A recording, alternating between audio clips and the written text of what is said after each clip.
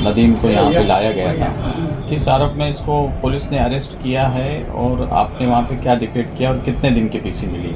जी ये देखिए 24/11/2024 को नदीम के ऊपर फायरिंग हुआ था, 23 को हुआ था या 24 को हुआ था। तो वो ताल्लुक से नदीम ने एक FIR फाइल किया था आज़ाद नगर पुलिस स्टेशन में। तो ये मामले का इन्वेस्टिगेशन चल रहा था। तो कल अचानक से नदीम को आज़ाद नगर पुलिस स्टेशन वालों ने ये जो ऑफेंस है CR नंबर 218/2024 इसमें उसको अक्यूज नंबर 3 करके उसको आज कोर्ट के सामने हाजिर किया था। तो अभी इसके खिलाफ में लगाई हुई जो अभी सेक्शंस जो है वो 307 जो पुराना वाला है अभी 109 है, 308 है जो पुराना वाला 110, जो नया वाला 110 है, पुराना वाला 308 था, 336 जो पुराना वाला था वो अभी 125 हुआ है, और फिर बाद में 120B और 34 जो अभी नया वाला हो गया है 61(2) और 3/5, और फिर आर्म्स एक्ट के सेक्शन 3 और 25 और बॉम्बे पुलिस एक्ट के सेक्शन 135 से। तो इन लोगों को ये सब सेक्शंस में उसको अक्यूज नंबर 3 करने में आया था। जी सर, उसको अक्यूज नंबर 3 क्यों किया गया, क्या उसका क्या आरोप लगाया इसमें?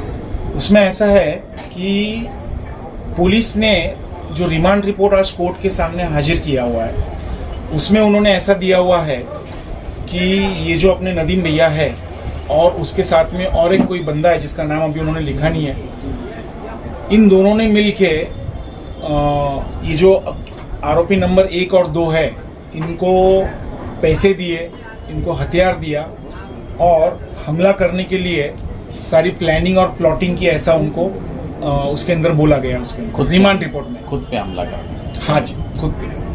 सर इसमें प्लानिंग का मतलब दावा मतलब दाखिल किया है, प्लानिंग हुई ना इसमें?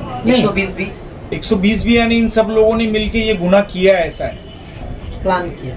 हाँ यानी इन्होंने इस अंजाम दिया हुआ है। वही कलम ये जो वाकया हुआ है फायरिंग का, ये इसको अंजाम देने के लिए इन सब लोगों ने मिलके सारा षड्यंत्र रचा, ऐसा उनका बोलना है। कोर्ट ने आज करीबन 1 घंटा पौना घंटा सुन के, जिसके ऊपर बहुत सारी लीगल जो सारी चीजें उसके ऊपर आर्ग्यूमेंट हुआ है। तो पहला जो मुद्दा अपन ने रखा था कोर्ट के सामने कि जो फरियादी है ये FIR में उसको आरोपी करते नहीं आता है, पुलिस ने अलग से कुछ केस अलग से गुना रजिस्टर करके उनका अलग से तफ्सील करना चाहिए था। तो इसमें जो किया हुआ है वो कानूनी तरीके से गलत है, ऐसा अपन ने बताया था। दूसरा ऐसा है कि इसके अंदर पॉलिटिकल बहुत सारी चीज़ें हैं जिसकी वजह से उनको इसके अंदर आरोपी बना गया है। वो एक्स कॉर्पोरेटर रह चुके हैं। अभी जो इलेक्शन हुए थे अपने महाराष्ट्र विधानसभा के, इसके अंदर उन्होंने बहुत अच्छी भूमिका निभाई थी मुफ्ती साहब को प्रचार के लिए जिताने के लिए। तो वो एक भूमिका, तो इसके जो विरोधी पक्ष के लोग हैं शायद इन्होंने ही ये इसका नाम इसके अंदर डालाया है, ऐसा अपन ने कोर्ट के सामने बताया हुआ है। और आखिरी बात जो अपन ने रखी थी कोर्ट के सामने, वो सबसे अहम जो बात थी कि ये सिर्फ आरोपी के बयान के ऊपर किसी को अक्यूज यानी और अक्यूज नहीं कर सकते। जैसे इसमें आरोपी नंबर 1 है, उन्होंने बोला उनके बयान के अंदर कि मुझे नदीम ने सब करने के लिए बोला था, तो वो बुनियाद के ऊपर उसको आरोपी नहीं करता है। तो पुलिस को और बाकी उसके अंदर बहुत सारा एविडेंस देना चाहिए जिसके ऊपर से वो सारी बातें हो सके कि इन्होंने सच में किया है कि नहीं किया है।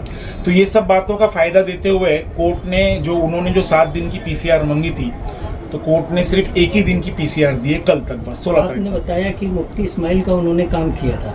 हाँ, प्रचार के अंदर तो उनका, हाँ। क्या उनके मुखालफिन भी इसमें कुछ इंटरफेयर है क्या उनका? नहीं, अभी इसके बारे में हमें कोई इल्म नहीं है। अभी जो कोर्ट के अंदर जो था अपन ने वो बता दिया आपको बातें साथ। नहीं सर, 3 आरोपी अभी तक इसमें अरेस्ट है, नदीम भाई को मिला, और एक मतलब हो सकता है। हाँ, और एक है, अभी वो क्या पुलिस उनकी इन्वेस्टिगेशन में कौन आता है, क्या नाम है, क्योंकि नाम उन्होंने रिमांड रिपोर्ट में नहीं दिया है। उन्होंने सिर्फ बोला और एक जोड़ीदार सिर्फ, तो अभी वो कौन आता है तो वो समझ में आएगा इसके अंदर। तो आप इसमें नाम नहीं दिया है सर। आप ये कह रहे हैं कि आपके जो ये है नदीम है, इस पे झूठा इल्जाम लगाया गया? बिल्कुल बेबुनियाद झूठा आरोपी को बोलने लगाया है उनके जलने वालों ने, कुछ जो अपने विरोधी पक्ष जिनको अपनी तरक्की देखी नहीं जा रही है, ये सब लोगों ने वो आरोपी को बोलने लगाया है। वो पूरा प्लानिंग उन्होंने ही किया हुआ है। और नदीम को इसमें फंसाया गया हुआ है। अपन ने सारी दलीलें अपन ने कोर्ट के सामने रखी हुई है। ठीक, थैंक यू। Thank you.